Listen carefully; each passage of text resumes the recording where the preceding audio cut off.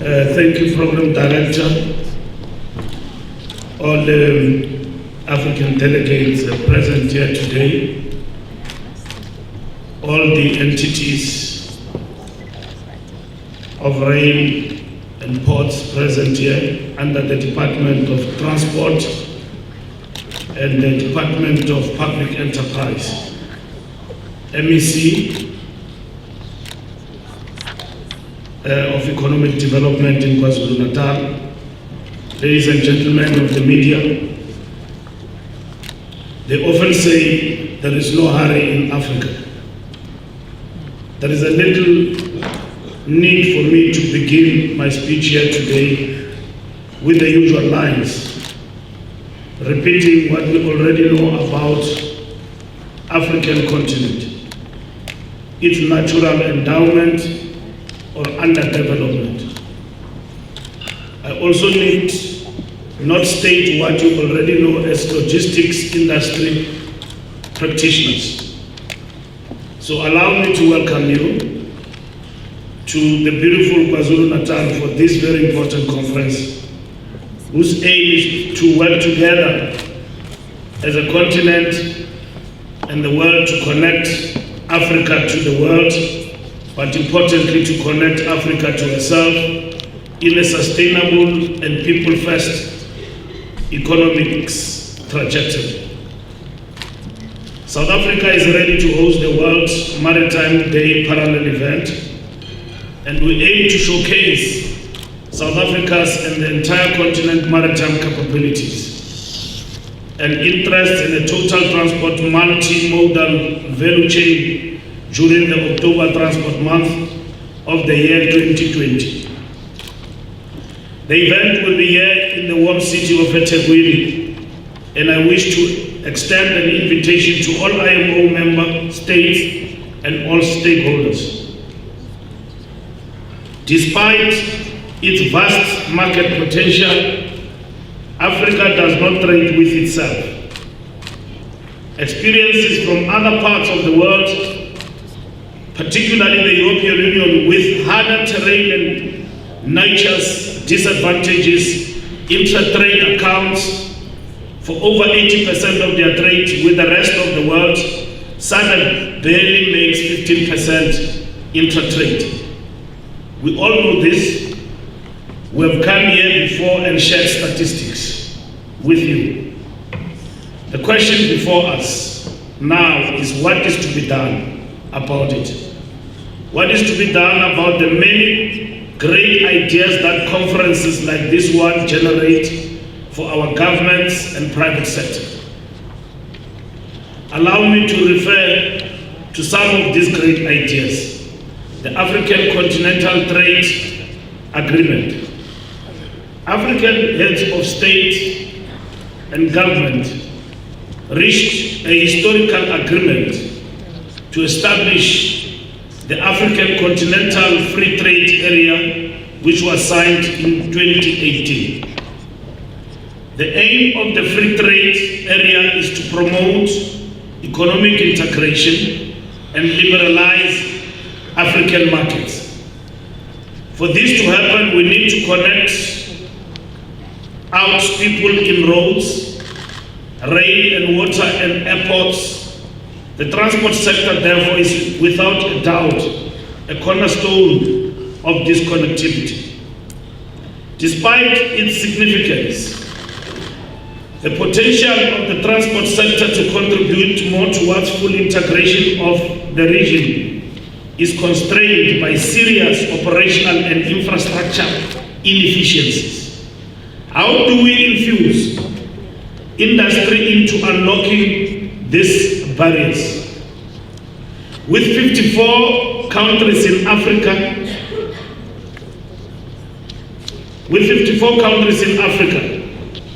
and over 109 international boundaries and 350 border crossings, it is indeed a tall task to coordinate and have uniform standards, but a tall task is not an unachievable matter.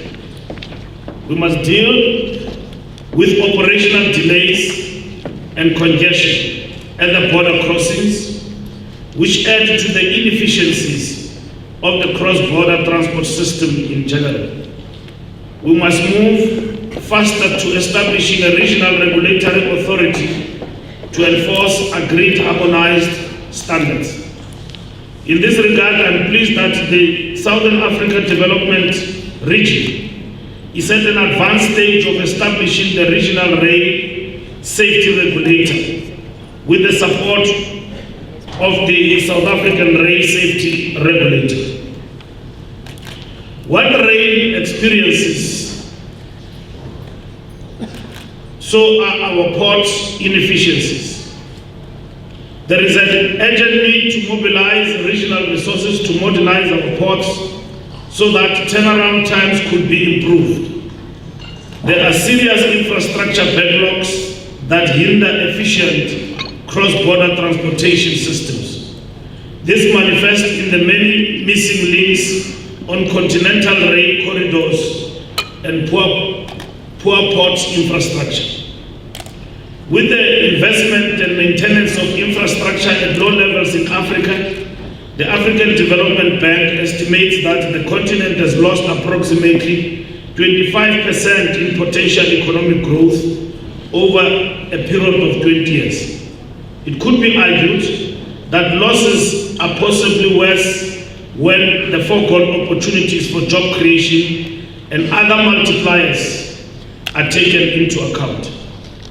Inefficiencies are also reflected in the high cost of berthing due to longer dwell times by international standards.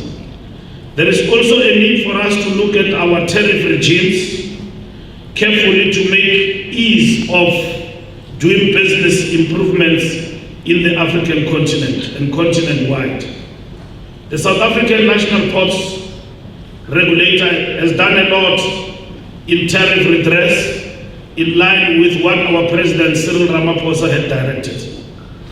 The NEPAD Heads of State and Government Orientation Committee elected South Africa to coordinate the acceleration of regional infrastructure development on the continent of specific cross-border infrastructure projects.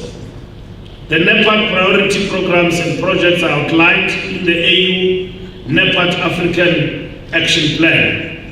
The NEPAD High-Level Subcommittee on Infrastructure, which is comprised of 8 heads of states, comprising South Africa as chair, Algeria, Benin, Egypt, Nigeria, Republic of Congo, Rwanda, and Senegal. The subcommittee is specifically tasked with prioritizing and consolidating infrastructure projects for high impact and results. I encourage all of us, especially the private sector, to pay attention to these low-hanging fruits that require public-private partnerships. The African Union designated South Africa as the manufacturing hub for locomotives, thereby underscoring the commitment of African leaders to increase the level of intra-Africa trade. We are well on our way in this regard.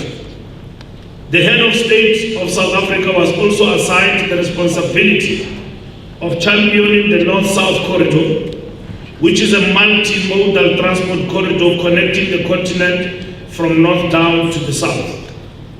This is arguably an important intervention which brings to life the vision of our forebears of creating a trans-African highway which comprises a network of transport infrastructure and services from Cape to Cairo.